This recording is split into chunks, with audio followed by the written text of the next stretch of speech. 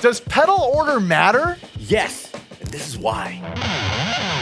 Today we're talking about pedal order because it doesn't matter what kind of great gear you have, if you're not really putting it in the right order that best works with your sound and what you're trying to get, you can't really break the rules unless you kind of know what the general gist of is and why things are acting the way they are. So you want to be good at breaking the law here, you need to study the law.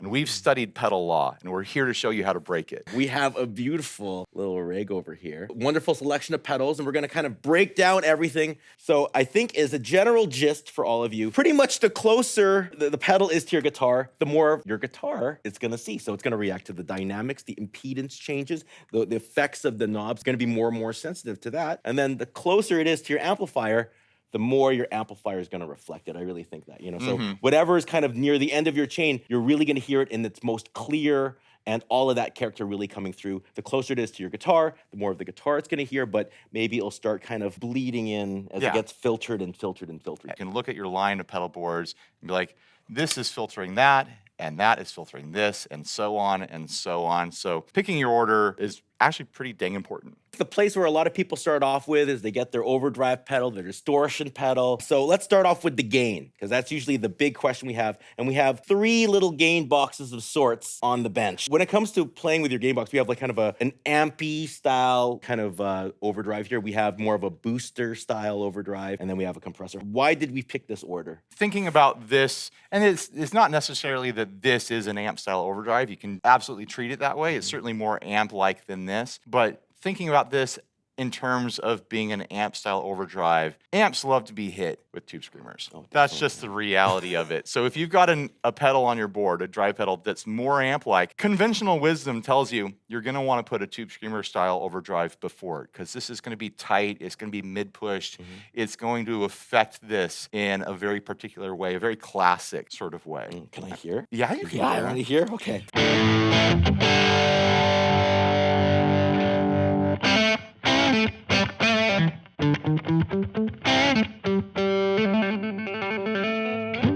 So that's what it sounds like without the tube screamer in front of it. And here we go.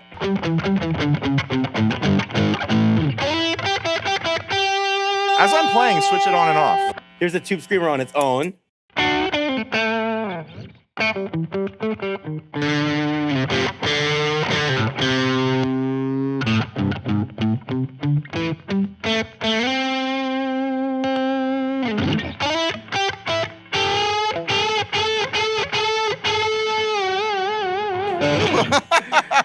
So one thing you'll notice is when we add on that tube screamer, it's still, because this is closer to the amp, you're actually hearing more of this character than you're hearing this character. Exactly. Like, it still sounds, this almost sounds like it's extending on this sound. And another reason why it's kind of nice, when I was talking about having this in front of here, a tube screamer, as you said, it's a lot of mids. It's not a lot of lows, not a lot of lows. Yeah. So this one has a lot of lows, Yeah. right? A very wide range of stuff. So what happens is when you put this into here, what you're gonna do is you're gonna get this sound only with just more mids and less lows. But if we did it the other way, what happened is this would eliminate all the low end here. And it would cut it off in a little bit of a different way. It might overload this pedal because it doesn't want to have all of that information. So that's why it's kind of nice to have, like, say you have something really full range, very neutral, or maybe with a solid amount of gain, having something that's, smaller and more direct before it kind of helps that go forward. The EQ stacking is also very important, the different EQ differences that the 2 different styles of pedals bring. I also think in terms of grit level between different distortion pedals, overdrive pedals, etc. Like this, I think of a very loose grit, which is very similar to an amp where you got, the spikes of the signal are further apart. A tube screamer classically has a very fizzy, tight grit. So you've got your spikes very close together. Then you overlap them and you get all these layers of spikes mixing together. The grit becomes tighter. It's like mixing sandpaper. If you're trying to smooth out a piece of wood, like you start with the heavy stuff and then you work your way up to the light stuff and you're mixing it to get this averaged out tight grit sort of thing. It's a lovely metaphor. I love my metaphors. Very lovely. Holy Christmas. Now we have our compressor here, right? And a compressor, as we said, it doesn't really have any gain. Clipping, there's no clipping. There is, compression, but there's no clipping. I think I like to put it right here before the gain. When I use compression, it's in post. I use it after recording something. So I'm curious to hear how you use it. It depends on what role your compressor is going to play. Right now, I think the more traditional way that people like to do it is they put it before. And the reason why is it's going with the guitar. I want it to be closer to my guitar because the job of a compressor is to smooth out everything, to make everything more even. So if it's after, this is compressing already. It's compressing it, and it's already making it more even. So if I put it afterwards, it's going to be so affected by what's going on over here. Before, it's going to change the dynamics of your guitar as it hits the gain, as it affects the gain. The moment you put this after any gain, now you're doing like a studio tool. A smoothing, you're smoothing doing effect, a smoothing. It's going to affect the gain in a different way. The gain is being filtered after instead of affecting the dynamics before the gain. Say I'm using this, right? We have something very, has a nice little smoothness to it.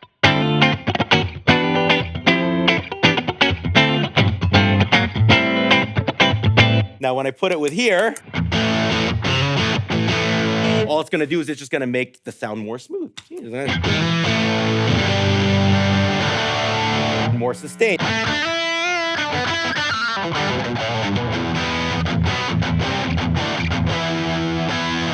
Again, we're still hearing more of that. Now, I agree with you. A lot of the time, I actually do like to put my compressor after, but I do treat it differently when I put it after. Like when you have it before, if you have like a really squishy compressor, like a Dynacomp or like something a Dynacomp, like a Dynacomp or a Ross compressor that has really, really distinct, juicy voice and it's doing a lot of compression, I like to put it before because I want it to hear the pickups and I want it to kind of blend seamlessly. Sometimes I like to put it afterwards and then I actually slow down the attack quite a bit. I have a slow attack so that way I get the initial transient of my overdrives. Almost like you get like a quasi slow gear kind of swelling in sort of effect. And if you think about like what people use as mastering compressions, they use stuff like LA2As, which have very, very slow attacks. You slow down the attack so you could hear the transient. You don't ruin the attack of your tone and your overdrive pedals. And then, you could put your release, relatively fast, depending on how you're playing. And then you end up kind of having like a volume boost. Yeah. And it smooths things out in a much more subtle way, and it kind of gives you a little bit more forwardness without adding more saturation. This way,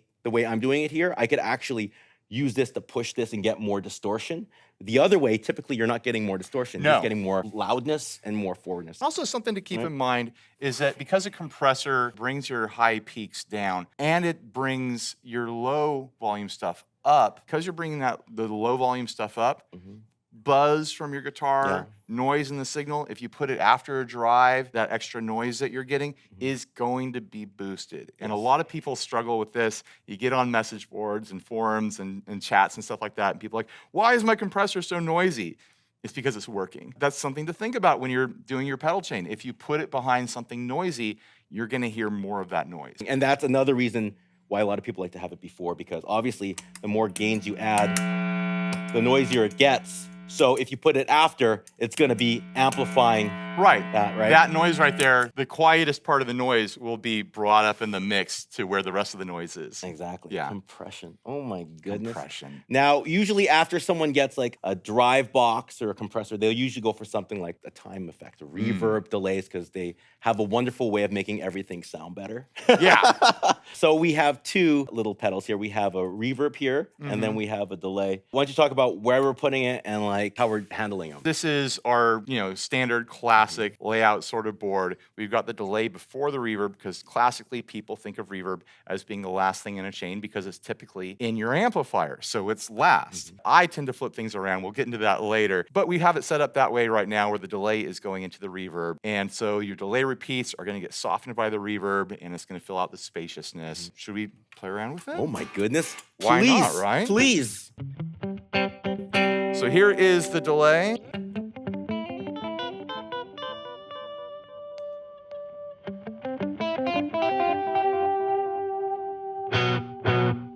We'll throw the reverb after that. Okay.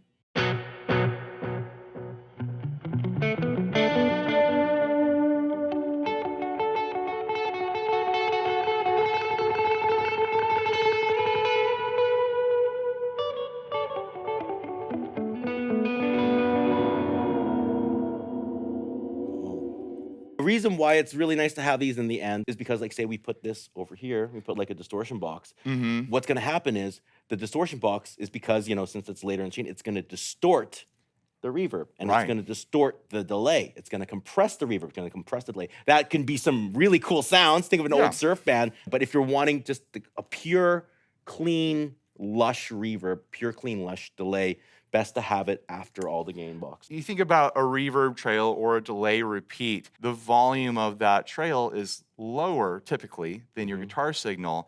And so you're going to be making some fun sounds. Some people love them, some people hate them, where the gain is swelling in and out with those trails. And it could muddy up your signal, it could confuse you, it could confuse your audience, or it can be the most beautiful thing you've ever heard. Like, it's something worth experimenting with and exploring, but typically time-based effects are the last filter in your chain because you want to be pushing dirt into it instead of pushing the dirt with a volume decreasing time-based effect. And that's why a lot of people even like to put something like a pedal like this in their effects loop, because even your amplifier is going to add overdrive and compression. In terms of the order between delay and reverb, if you notice when I play here, it's got a little bit of this going on over here together.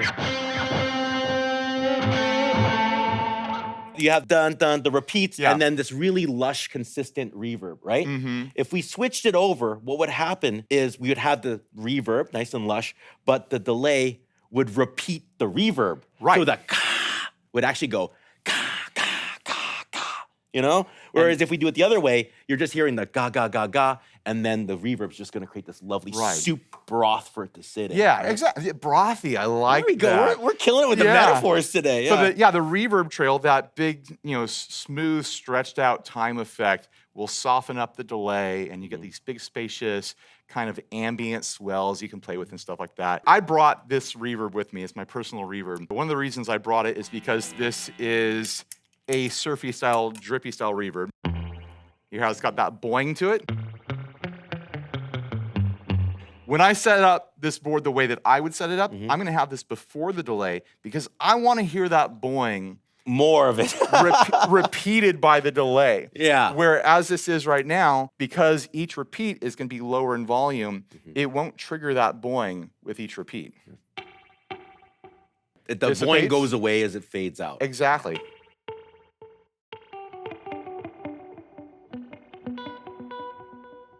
Which is, a pleasant effect in itself, but I want to be unpleasant.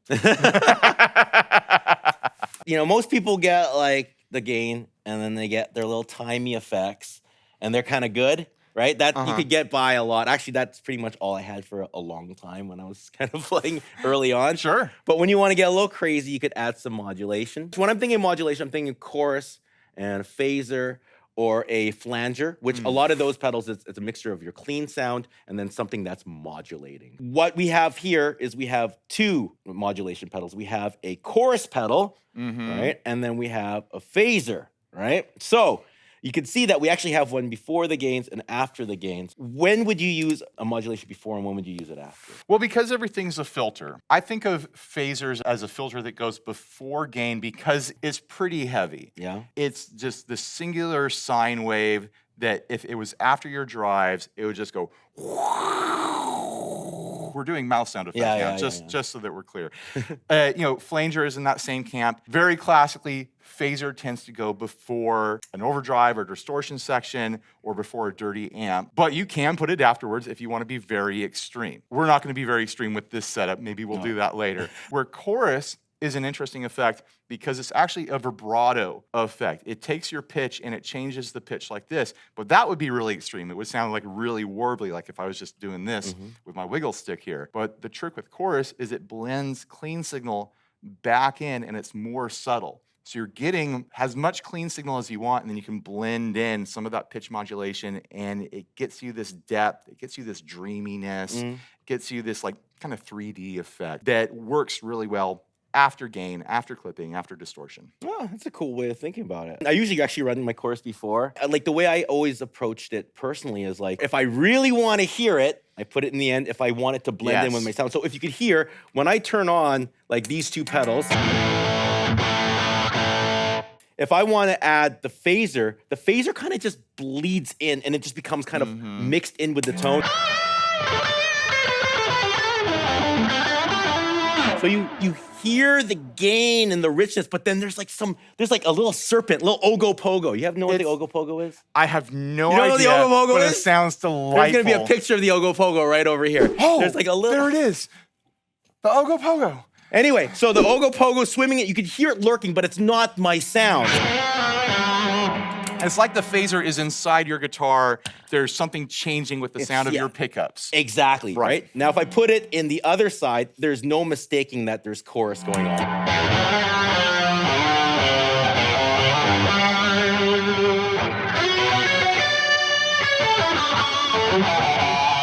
You could really hear the 80s-ness. You could really hear that aggressive chorus. It's not inside the sound. It's almost like the star of the show. While you play, I'm going to dial in a more subtle chorus sound. Okay.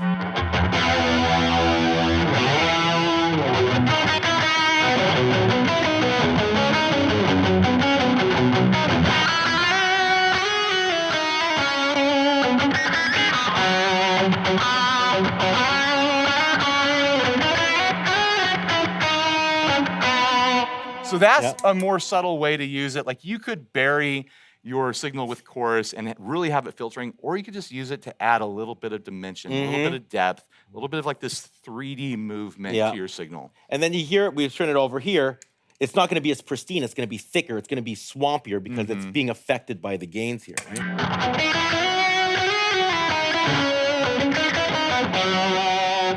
So it sounds juicier when I put it here because this is juicing it up, whereas this one, it's a lot more clear, right?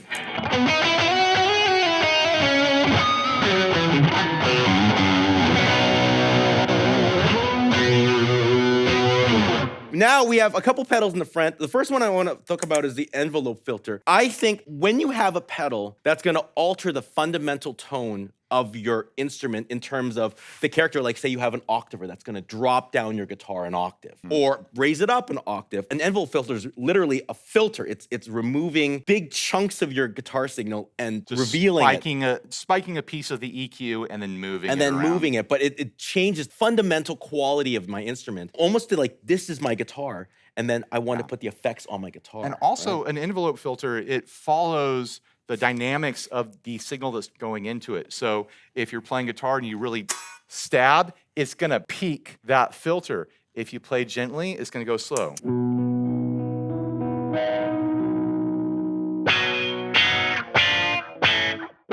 When you get to know it, you can actually control where that peak is and how it's moving just with your playing dynamics. They're fun. Oh, 100%. Anything with an envelope control is a lot of fun and also very annoying to your bandmates.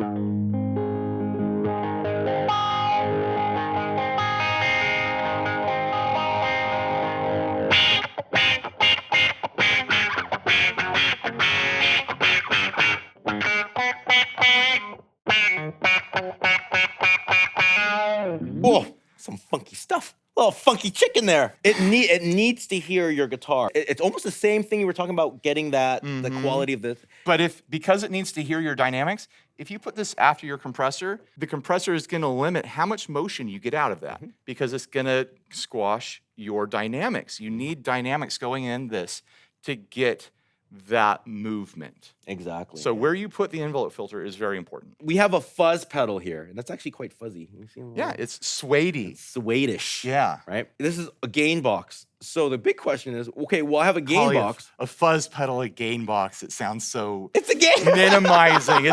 It's a signal destroyer. It is, yes. Why would I put my fuzz here as opposed to somewhere like deeper in my chain? Fuzz is a primordial effect. It's one of the first effects that was invented as a stomp box, as a guitar effect. And because of that, a lot of classic fuzzes are based on very old circuitry. They weren't designed when there were delays and compressors and choruses. If you have a fuzz that is, built to be vintage spec, it's not going to like having other stuff in front of it. Other things will change the impedance of your signal, and it will change the character of your fuzz for negative or positive, depending on your preferences. But it is very normal and classic to put the fuzz at the very beginning. Also, it's such a blunt object, what it does to your signal. Yeah, you want to filter after that. A lot of times you're filtering after a fuzz just to tame it. When we talk about the impedance, there's a reaction when I turn down my volume knob. This is a passive, there's no batteries or anything. I'm actually changing the impedance of my overall signal that I'm sending. If I have another pedal on before here, it tempers out the output, and the impedance is actually gonna be very, very different. What happens is when I have my guitar on here, when I turn down the impedance, you could hear it actually changes the character of the fuzz. It's gonna make it clean.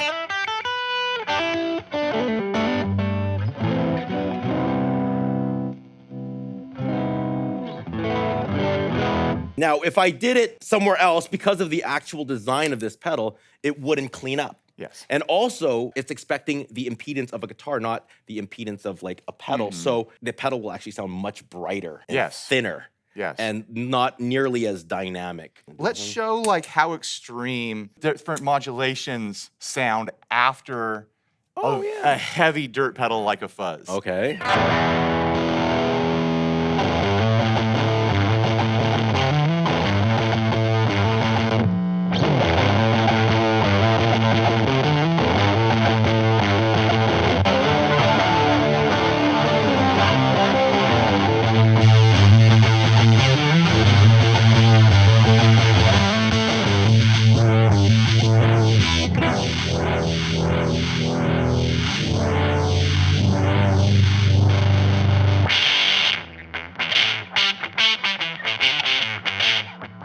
You see how it's not envelope filtering? No, it Why can't. is it not envelope filtering? Because it's a square wave and there's no dynamics. There's no dynamics, so it's actually not gonna do it.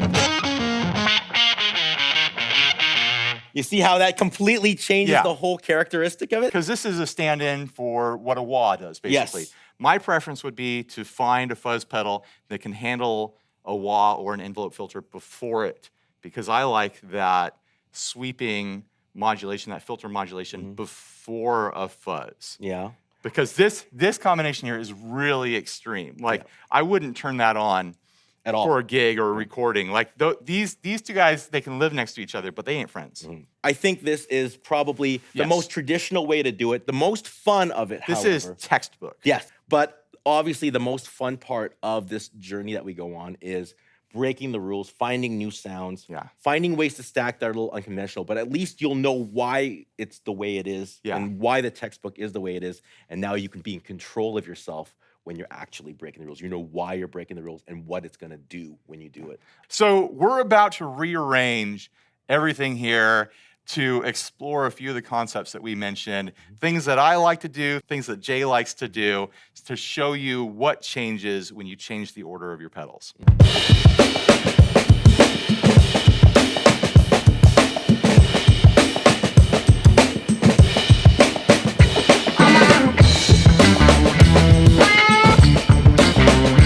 If you could see magically, oh, wowie. What did we change? You were over on this side of the board. I was on this side of the board. You swapped the envelope filter to be before the fuzz. So now the fuzz is going to be filtering the dynamic weirdness of that envelope filter.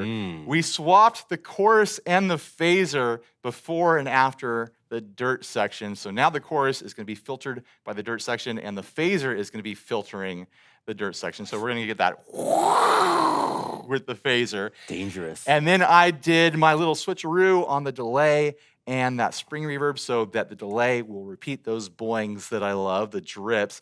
And then we got really crazy and we put the compressor at the very end. It'll be interesting to hear what this does. My suspicion is it's gonna boost up the quieter parts of the repeats and the trails from the reverb and the delay. Brings it out. Yeah. Makes it more soupy. So you really want to max out your delay and your reverb and your time-based effects. Compressor could be a way to do that. We're going to experiment. I've read that people say like compressor takes away your nuance or whatever. It takes away the nuance. But I actually think it makes it so that people can hear your nuance. Oh, totally. That's what it really does. Because all the tiny little spots, maybe it might get lost in the mix. Maybe it might not translate, but all the little micro stuff, it just kind of comes out. And so now what we're doing is we're getting all the nuance of the whole board. Traditionally, time-based effects kind of hide your nuance. All your little high character things you do in your playing, you can bury it underneath a wall of reverb and delay, but this will bring that back out.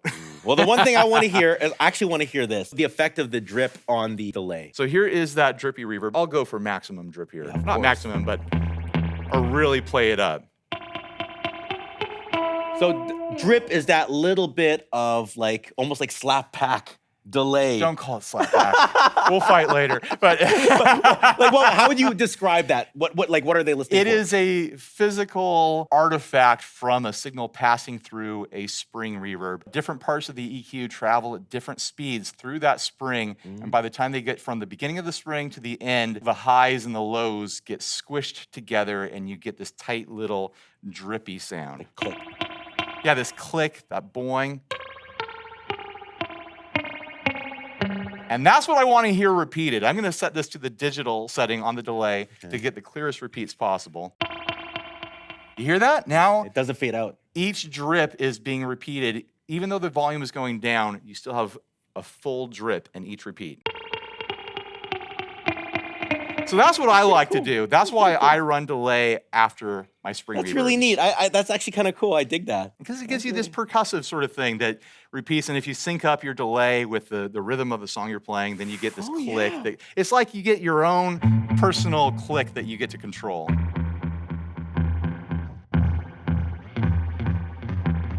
Yeah, that's right.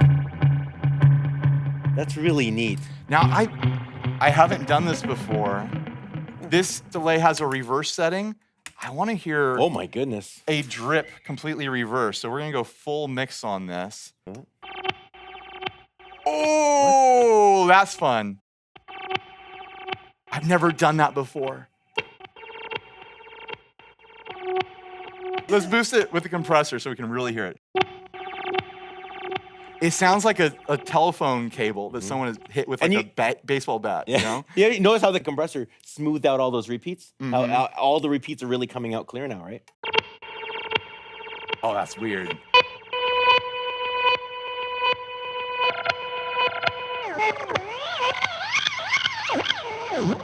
That's how I like to have fun. Now let's check out your side of things over here. Okay. Earlier on, we had the fuzz pedal on, and when we turned on the envelope filter, we just heard the filter. We didn't actually hear the wah, the triggering. Right. So now, if we do it this way, you're really gonna hear it. This is the fuzz.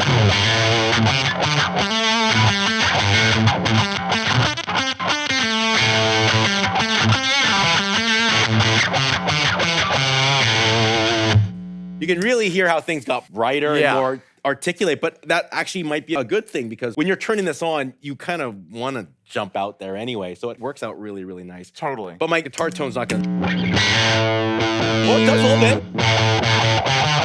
It's going to clean up a little bit when you turn down your guitar. Going into the envelope filter, it's going to change the dynamic of that envelope. So you're going to be controlling the envelope with your guitar's volume, which is going to be more dramatic than the fuzz most of the time. We did another thing over here by switching these two around. And let's go see the effects that actually has. Oh, one thing I forgot to mention, when I moved the chorus here, because we don't want it to be too squishy, I actually turned the ratio down a lot. So it's a lot more subtle. I raised up the attack as well, just so we can hear more of the attacks. Here, why don't you play it?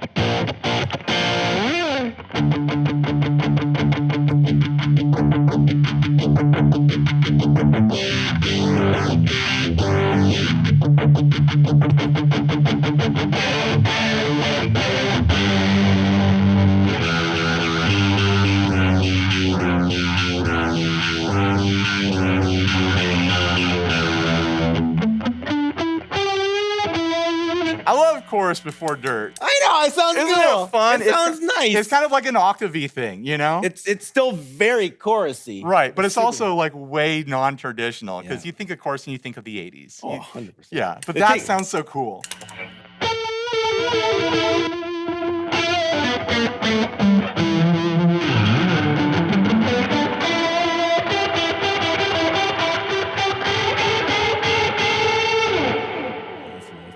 And then just for the fun of it, let's just turn on everything. Oh, yeah. There You go. know what I Ready? like. Go for it.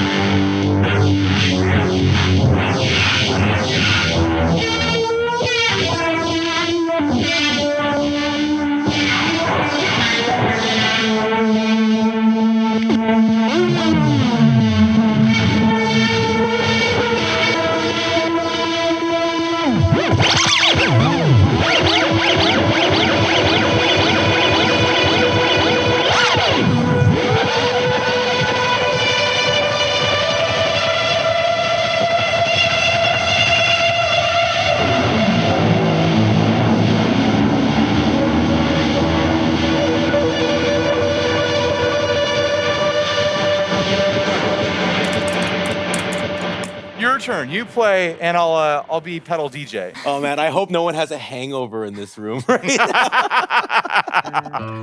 So we'll start with the compressor.